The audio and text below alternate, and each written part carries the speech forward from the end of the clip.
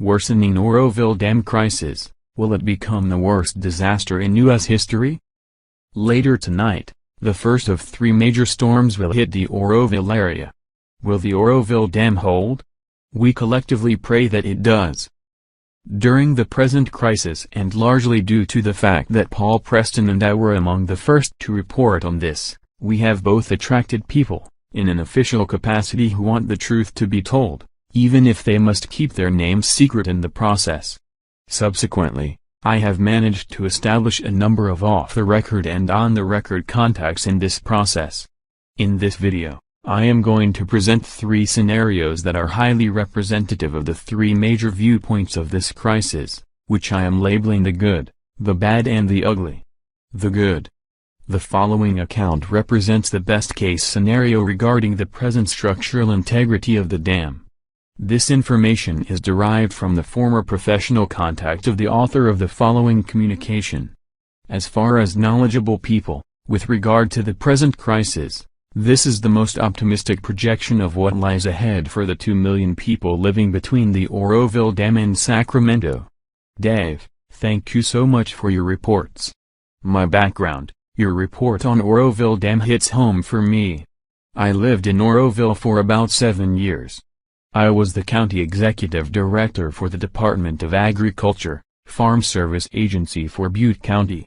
Yes, this is huge rice-growing area and large acreage of nut and fruit orchards in the Yuba and Sutter counties, in harm's way if the dam breaks. Butte has huge orchard acres too, but is north of the dam, so they would not be affected. I worked with most of the farmers there and feel for them. I love our farmers and believe they are the back that is barely holding up our nation. And their backs are breaking under the load. U.S. younger guys who wanted to farm never got the chance since it took too much capital to get started. There are thousands of us that would love to replace our dads and grandparents on our farms, but it's almost impossible to make it work. I hold the government and corporate monopolies responsible for the dying of the American family farmer. Inside report on the dam. I wanted to give you some inside feedback. I have been concerned about my friends around Oroville and have been calling them. I'm currently living back where I grew up, here in Idaho. I talked with one of my friends who are close to those working on fixing the dam. I received a good report from him. The hole that is eroding is better than they thought. The projected rate of flow coming from the next storms is less than the last one. Also, they will have the water level down about 50 by the time the rainstorm hits, so there is enough capacity to handle the new runoff based on weather predictions. Bottom line is, it seems, they may have barely got out of this major disaster for now. He also said there is major work that needs to be done to get it repaired. I think they are not out of the woods since there is a lot rainy season left, but maybe they will get through this without a failure. I agree that it would be wise to move to higher ground and assess after this week. I have relayed that to people I know down there. Also, he said there was some looting in Oroville right at first, but as of now no new looting. Oroville has surrounded the wagons and community leaders, police and all have done a good job to take care of my second hometown. He said I would be proud of the way they pitched in and are getting through this. In spite the evil SEA leadership, good, hard-working, local normal people are holding back the evil. It causes me grief to hear how the lack of SEA state leadership has put millions of people in harm's way. I emailed your link to many of my contacts. Thank you again for your diligent research for the truth. Mark Moorer. Remember, I am charactering the previous account as representative of the most optimistic viewpoint with regard to the structural integrity of the dam. Yet, even in this most optimistic account, Mr. Maurer expresses some doubt as to whether the dam can survive, not just the next 3 storms which will point the area in the next 6 days, but whether the dam will survive the entire rainy season. And even in this optimistic account, the people should be moved to higher ground. The bad. The following account is typical of what I am getting from people who purport to have the background and experience to make informed projections regarding the saving of the Oroville Dam. Dear Mr. Hodges, I have been reading and listening to your accounts about the very serious situation involving the very serious situation here at the Oroville Dam. First, The two spillways are nearly useless in terms of providing relief to the dam. The dam is totally on its own and there is at the present moment nothing that can be done to improve this situation. As falsely advertised, we have not been able to bring the water levels down 50 feet, which has been our goal since the onset. I would bet that this dam is going to fail. I am not sure that it will fail in the face of the upcoming storms. Over time, this dam will fail, and I think this dam will do so before end of winter.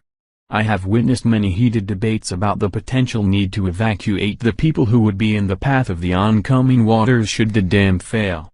I can tell you there are two major camps. The locals think an evacuation is needed for at least 10 days so we can see how the dam is going to react to the upcoming storms. Brown's people from the water department disagree and think that we are overreacting. It is clear to us that the state organizations are protecting Brown's ass and the safety of the people be damned.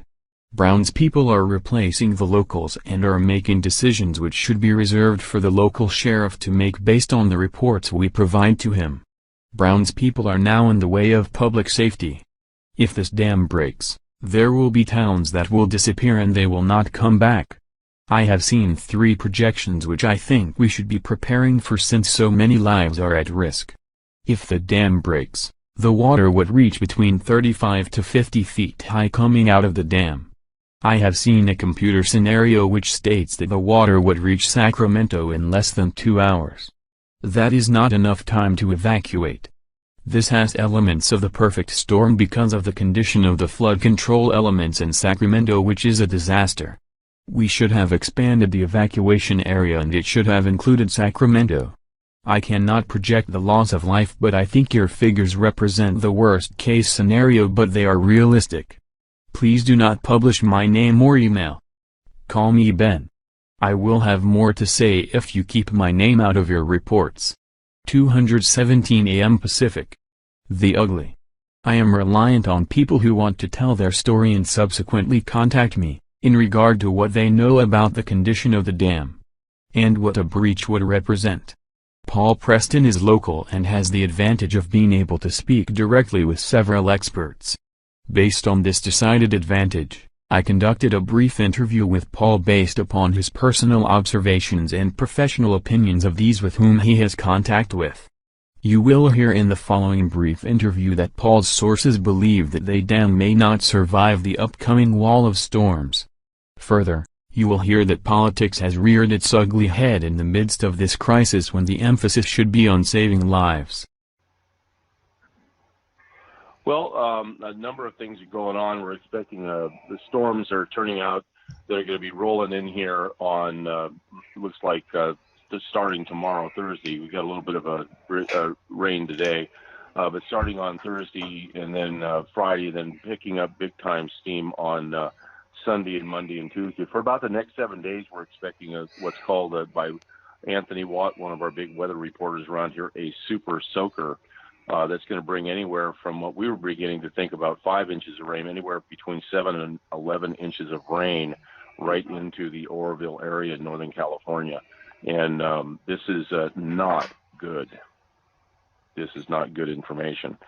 So that's one of the big things. The other big thing is that today Jerry Brown pulled off the non-union workers from the Oroville site, the ones that have been saving the dam and doing really yeoman's work. Since this whole thing happened, they were pulled off to be replaced by unionized workers from Sacramento. So that doesn't really sit well with the population around here, but that's what Jerry Brown wants. And, of course, he's the governor. He's trying to direct traffic now after he's absolutely a failed governor at this point. Nothing will redeem him from this mega disaster that's about to happen. The repairs on the dam are not really fulfilled like a lot of people thought. The dropping of the water is not occurring like the Department of Water or the Water Resources people predicted. That is not happening. There's still going to be a lot of water that's going to be remaining behind the dam, and it's certainly putting pressure on the emergency spillway dam structure, which has been really suspect. But now we got another problem in that the main spillway is actually the concrete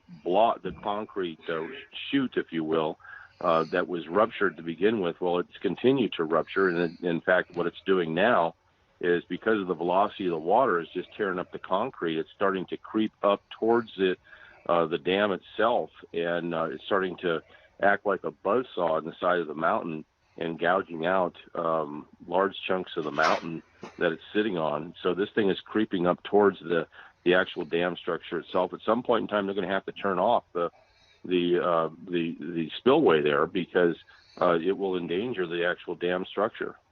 So they've got a lot of problems. We've got more reports from people that are on the ground. One of the reports said today at 2:38 Pacific time from a source on the ground that they said that there's a 30% possibility right now, right today at that time at 2:38 p.m. Pacific, that there would be a significant failure of the emergency spillway dam. So they're sitting at 30% this afternoon, and nothing seemed to have gotten better by the time I got home and started making calls about 4 hours later.